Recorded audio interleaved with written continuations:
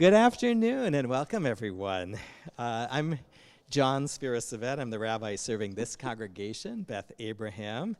My colleagues here are Reverend Allison Palm, who's pastor of the Unitarian Universalist Church in Nashua, Reverend Michael Reinke, who is serving at the Church of Our Savior, Episcopal Church in Milford. And we have another team member who's not here today, Reverend Sally Newhall, retired minister, recently pastor of the Nashua Presbyterian Church. And it is our delight to welcome Asa Hutchinson, former governor of Arkansas and candidate for the Republican nomination for President of the United States.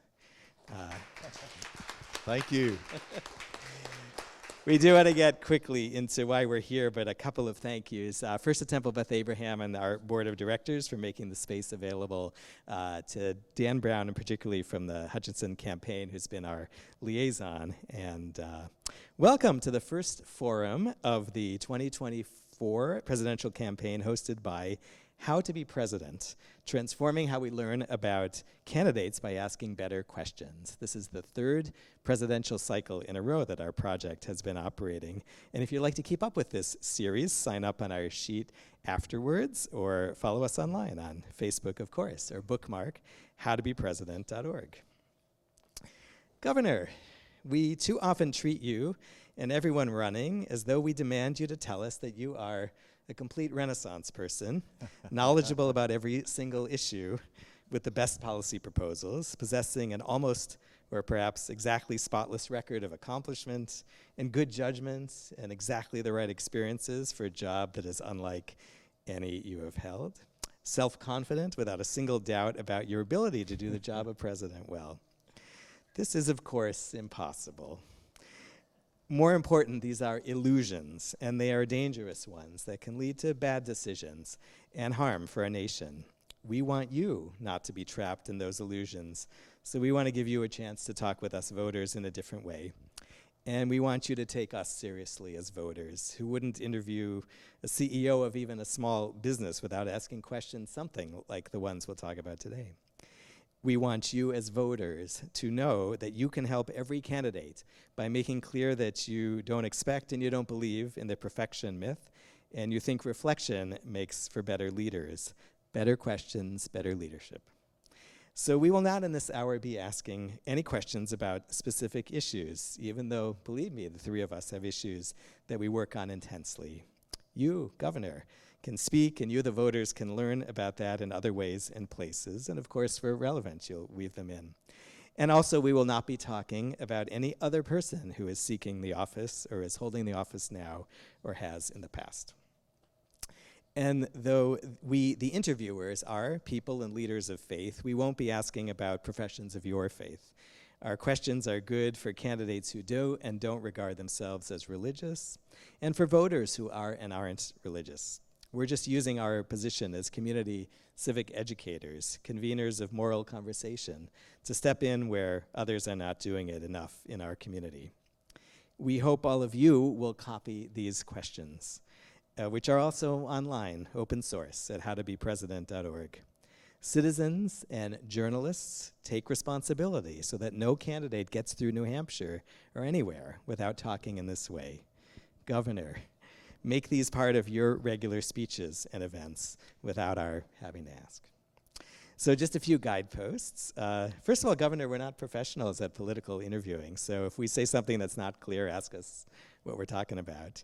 And by all means, take a few minutes to gather your thoughts. A bit of silence won't hurt anyone and is really good. We hope we might interrupt you or redirect you, which goes against our pastor natures. We may follow up, and you can ask questions back at us. We are not journalists, so we won't be fact-checking you. That's the journalist job later. We will be talking here about the questions that our team has worked hard on, so we up here will be talking for this. But if you want to stay and talk with the governor afterwards, by all means, stay for as long as you wish. This is one of those times where it is appropriate to use your devices in a worship space. Feel free to photo or video, as long as you're not making beeps or audible clicks. Silence the ringers, please. And if you push out something related to this, do it honestly and with respect for the governor and for us, and hashtag it perhaps, how to be president. We will post a recording later, which some of you may be listening to now. Anyone's welcome to use it or copy it or excerpt it in any way, as long as you do it with attribution and honesty. Honestly represent what happened here. And we're still new at this in our third cycle, so if you have questions about how to do this better, talk to any of us or write to us. And again, you can sign up for information from the governor's campaign. You see things on the seats, and you'll see people from your team, and sign up for us as well. And with that, welcome, Governor Asa Hutchinson. So my opening question is this. Usually candidates introduce themselves by talking about kind of where you come from and where your roots are. And so I want to ask you the opposite, which is to talk about a place in America that's most different from your home base or your comfort zone that you've spent significant time getting to know. Since after all, you'll be president of not just the America where you're most comfortable and rooted, but the whole of America. What is some kind of place like that you've stretched yourself to get to know? Well, thank you, Rabbi, and Pastor and Reverend. It's good to be with you, and thanks everybody for coming out. It's good to be in New Hampshire, and New Hampshire is a place that I've looked at for a long time as first in the country primary. I've seen Bill Clinton campaigning up here from a distance, and I'm sitting in Arkansas, and I say, will I ever get to go to New Hampshire to campaign? And here I am. And so it's a moment in my life that's precious, and excited to be here.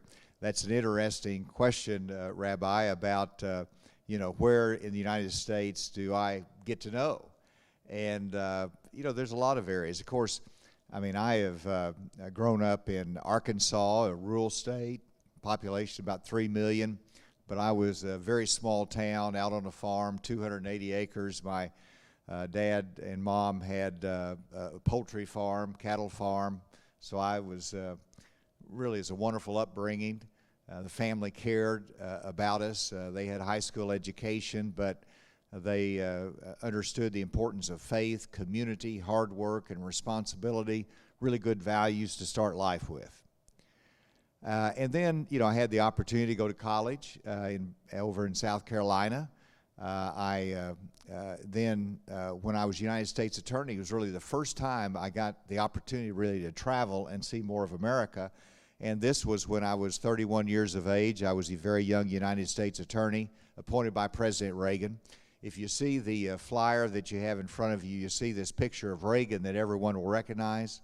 That very young fella that no one recognizes, that's me, because it was some time ago. But that's when I first got to travel and start to understand and see America. And, we're bound together by a common love of freedom, by a compassion, by a common history, even though we come from different areas and parts of the world. So there's a lot that binds us together. And but when I come to, for example, California back then, I had to get used to the challenges of immigration and the border, and that's what I had to deal with when I was United States Attorney. Whenever I come here to New Hampshire, I'll just tell you, I learned a lot coming here today, or in the last night, where they talked about affordable housing. And actually this morning I was going through a factory, and we had a town hall meeting with some of the employees, and they were just saying they don't have enough money to have their own housing, and they're sharing with 3 or 4 others, a very modest place. And this was really hurting them. One of them was living with their parents, which they didn't like because they wanted to be independent. And so I learned here in New Hampshire. And then, just quite frankly, when I'm in other places of the country, I don't get asked about the concerns on climate change. And I got asked questions about climate change here in New Hampshire. And so, there's different issues that people face in different parts of the country, even though we have so much commonness. So I'll confess that I'm learning about New Hampshire, and I'm loving every minute of it. And I see needs that are here that I want to be a part of addressing. Well, thank you again for joining us. I've been thinking a lot about power. They say that power corrupts and that absolute power corrupts absolutely. There may have even been something in the news about somebody wanting to hang on to power and being indicted about that. So my question is, how are you thinking about holding the unique power of life and death around the world that a president has? Great question, and there's a lot of things I need to say there. First of all, in my world, you look at our founding fathers, and our founding fathers understood the frailty of humanity and said we need good checks and balances to be checks on power. And so our whole system of government is a recognition of human frailty. And that's a very important part of leadership, is to understand that you're not all powerful, that we're accountable both to the people that we serve, but also in terms of eternity and a higher power that we're accountable to. And this is fundamental in a leader's life. It brings humility. It brings you to your knees. You recognize that you don't have all the answers and that you need help. And George Washington, of course, the wonderful picture of him off his horse in the snow on his knees. Now that might be a portrayal of George Washington, but it's real in the sense that he recognized he needed the help of Almighty God in the decisions that he made in the initial stages of our country. And so power for someone in politics is something that is very addictive, and you've got to restrain yourself, and you've got to recognize that you're dependent upon a sovereign God. One time I came out of Congress and I had cast a vote that I was worried about. Wasn't sure about it, how this is going to play out, and I was in the St. Louis airport and I saw Senator John Ashcroft. And I was sharing with Senator Ashcroft that I'm troubled as to how my vote will be viewed in terms of history. And his response was, don't worry about the judgment of history, worry about the judgment of eternity. And it's all about perspective in the decisions that we make. And public service is not about the person, it is about the common good. And I like leaders that bring out the best of America. I look back to John Kennedy as president in his inaugural address. What did he ask of America? He asked of America, ask what you can do for your country. And that's us serving the common good. When have we last heard that? And so the common good is important, and it is more important than what you achieve individually or whether people like you or not.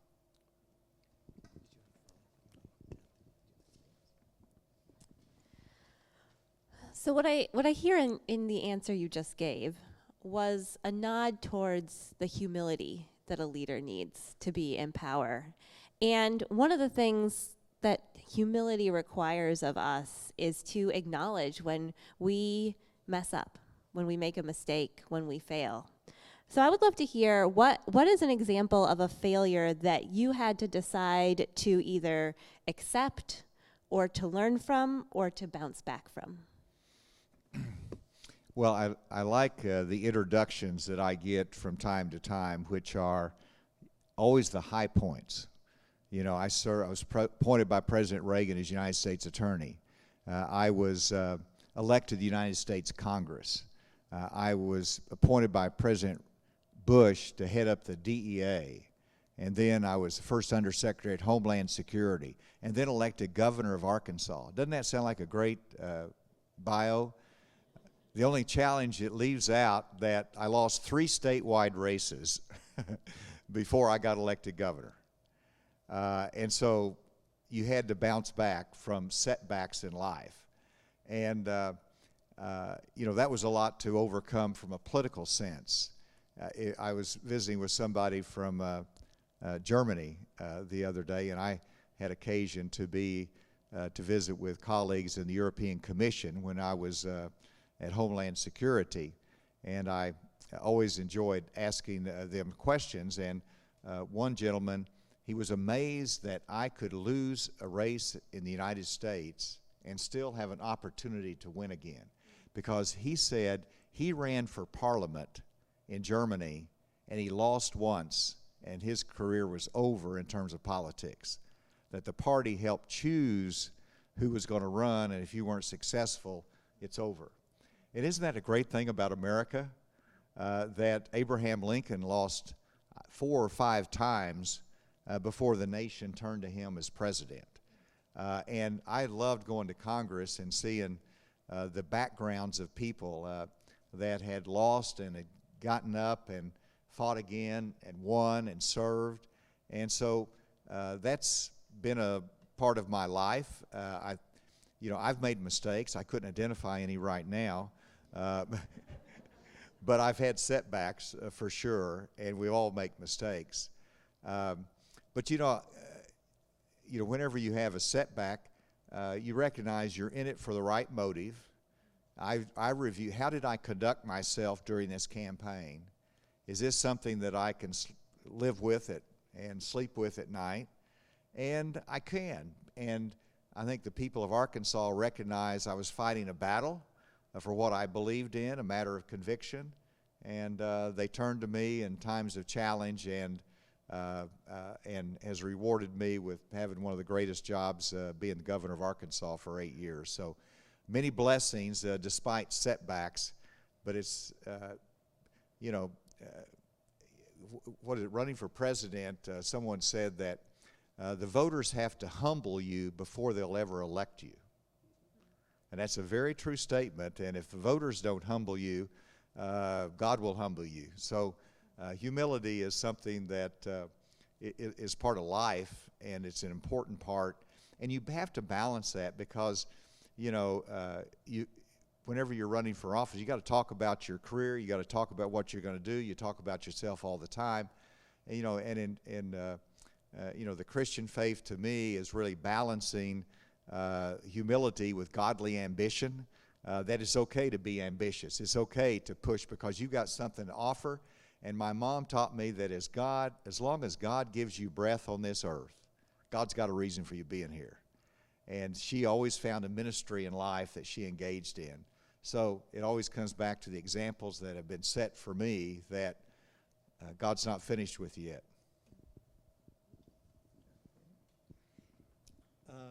This sort of links to that.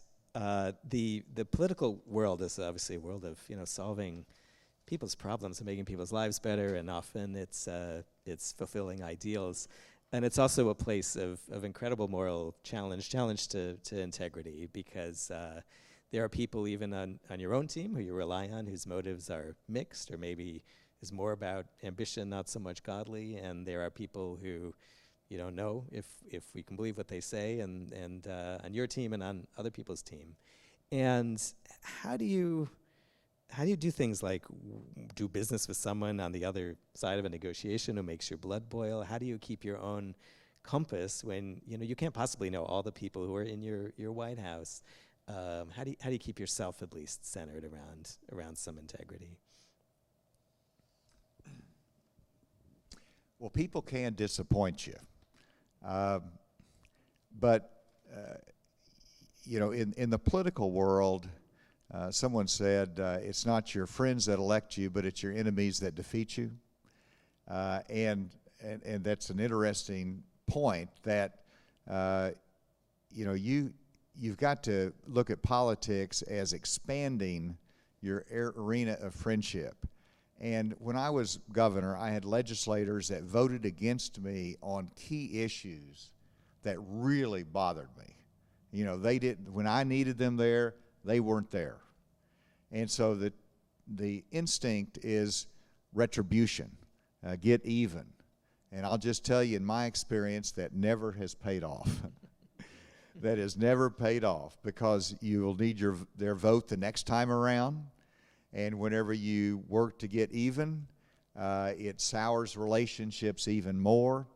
And I've learned that reaching out and trying to bring more people in the fold and giving them benefit of the doubt is helpful. There's a point where you just nix them, that they're irredeemable. But, I had someone that disappointed me, actually. Someone in Arkansas announced that he was going to support one of my opponents in this race. And that disappointed me, and he doesn't reflect the majority in Arkansas. But I called him up, and I said, the temptation is to ream him out. Ream him out. And I said, look, I hope I could be your number 2. And he says, of course you can, and I've already contributed your campaign. I want you on the debate stage. Is that not something? And so, giving people the benefit of the doubt and extra grace is always helpful, even in the political world. But, the questions are so appropriate for today. And I think you have to be clear on your moral values and judgments. And everybody in this audience understands that I have been clear in reference to what happened on January 6th. And I said today repeatedly, I'll continue to say, that if you're running for President of the United States, you've got to be clear as to where you stand on January 6th. And either you are for democracy and for accountability and for the rule of law, or you're for anarchy and you're for disarray and somebody that wants to disavow our democracy. There's choices that have to be made. And so while I give people the benefit of the doubt, there's a time for clarity, there's a time for definition and taking a stand in the political world. And it's not always easy whenever you look at, I was asked by the media, what do you say that whenever your competitors in the race for president are not being critical of the former president who was recently indicted? And my answer is, well, they're not critical because they don't want to get booed. And there's a reality there. But I believe that it's so important that you've got to communicate the truth of what you believe, and you've got to take a stand, and it may or may not work, but it's important for our country, and that's why I do it. Yeah. There are times when there's clarity, and there are sometimes either strategically or tactically, as I think we were talking about before, where you're negotiating over a worthwhile end, or whether it's a policy or get some legislation, over the finish line, where maybe you can't be entirely straightforward about your ultimate, like, what's the bottom line here. Do you operate in that realm at all? You've been certainly in government and dealing, whether it's legislation or other kinds of policy things, where maybe you choose not exactly to say